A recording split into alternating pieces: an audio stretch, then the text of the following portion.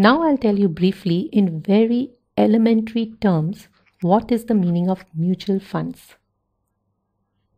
Suppose I have surplus money and there happens to be a baniya in my neighborhood who is doing brisk business day in and day out. I know he's very ambitious and wants to expand his business. In short, the baniya knows the art of making money.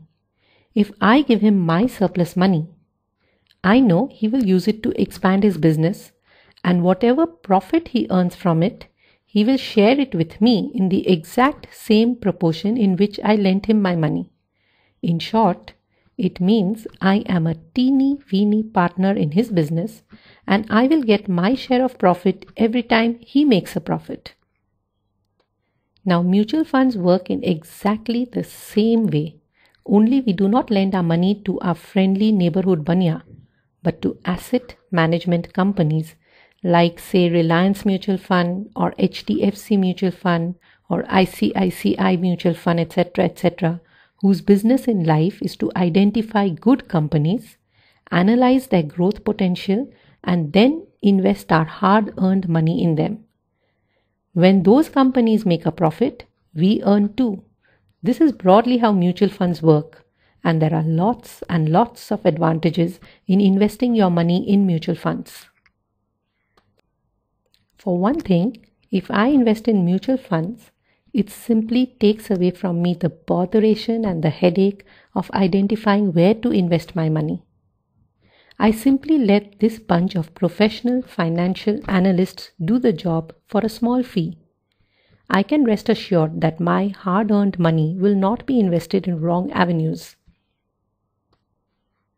Second, when I invest my money in mutual funds, my risk is spread.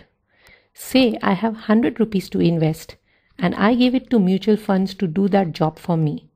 They would invest 10 in one company, 20 in another, 15 in another, 40 in yet another, and so on and so forth based on their in-depth study of all the companies they identify for future growth. If one or the other company they invested my money in does not perform as expected, the loss I would incur would be negated because there would be several other companies which have made a lot of profit. So you see, you are not likely to make a loss if you invest through mutual funds. There is yet another advantage in investing through mutual funds. Mutual funds would divide my 100 rupees and put it in several different companies, something I won't be able to do myself, because probably my paltry amount of rupees 100 just might not suffice to buy even one share of a promising company. And would anybody allow me to buy a quarter share or 1/8 of a share? Now about SIP. You will come to know what it is by and by, but let us look at this one. I call this the Bible of the Sensex. You need to look closely at the figures, so let us zoom in a little. The first column, this yellow one, shows the number of years of the existence of the Sensex. The second yellow column shows the date of the financial year end, and a third yellow column is the interesting one.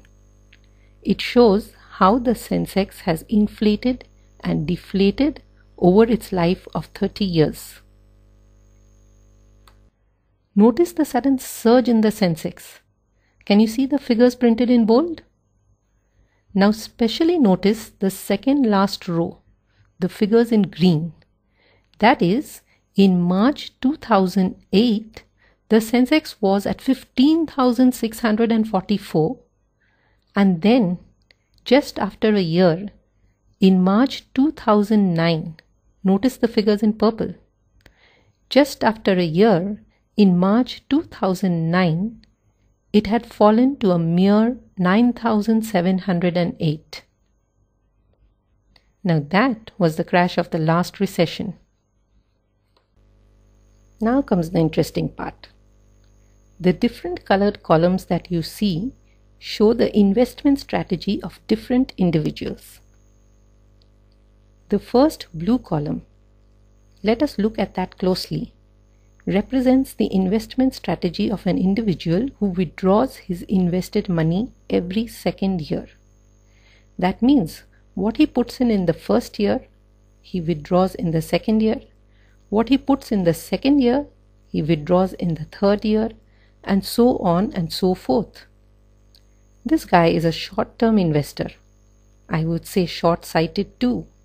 And though he is lucky to make money sometimes, for example in March 92 when the Sensex surged to a sudden 4,285 points, there is lots and lots of chances of him making a loss.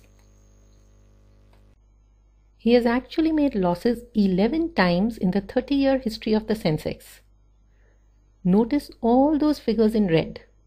Just see how many red figures there are in this column. This kind of short-term investment strategy, you will agree, is not exactly the right thing to do if your aim is to create big-time wealth. Besides, do you even doubt that his blood pressure went up and down with the Sensex? Now check out this second guy, the white column. His strategy is to invest in the Sensex, but he withdraws his investment every third year. Which means what he invested in the first year, he withdraws in the fourth, and so on. Now, can you see how many red figures there are in this column? He has actually made losses 6 times. Notice all those figures in red with minus signs. That means out of 28 times, he has made losses 6 times. Now look closely at the mauve-colored column. This guy's investment horizon is 5 years. That means he removes his invested amount every 5 years. Let us see how many times he makes losses. First of all, notice that the figures in red have reduced. And if we actually count how many times he has made losses, let us see. It is once, twice, and thrice.